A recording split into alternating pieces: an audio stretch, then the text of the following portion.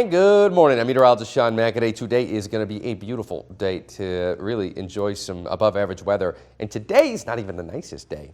Today's actually the coldest day of the next 7 days, maybe even longer than that. Here's what we're tracking this morning. Light chance this morning, raindrops, snowflakes, no big deal. They're really light, so no problems there. A March heat wave. What I mean by that is we are seeing temps way above average for an extended stretch of time. Today's just a little bit above average. But still, it's an above-average day, which is going to be the coldest for the next 7 to 10 days. That's amazing for this time of year. And 2 days from now, we're talking about temps more than 20 degrees above average. When do we normalize? You notice I put a little thunderstorm icon?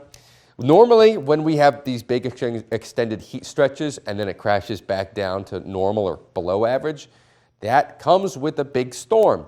That could be in our future, and I'll talk about if we're seeing anything like that. Temperatures over the course of today are headed into the low to mid 40s. This morning, they are in the 30s.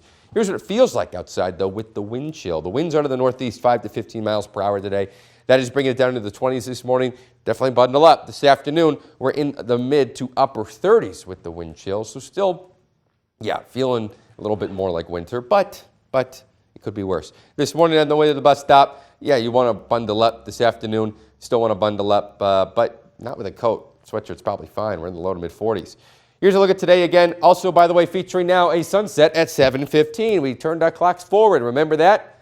So that's pretty nice. It also is going to rise later, though, as we already know. It rose an hour later this morning. The average high temperature for reference this time of year, 38 degrees. Today we're in the low to mid 40s. And remember, like I said earlier, today's the coldest day going forward. Tomorrow we're in the 50s. Low to mid 50s, mostly sunny skies. Beautiful day outside. Wednesday, we're in the 60s. Feeling like spring, honest to God.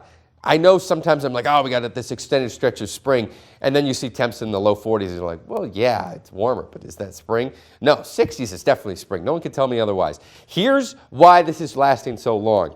It's the jet stream. We're going to talk a lot about the jet stream next couple of months because the jet stream divides the warm air to our south from the cold air to our north.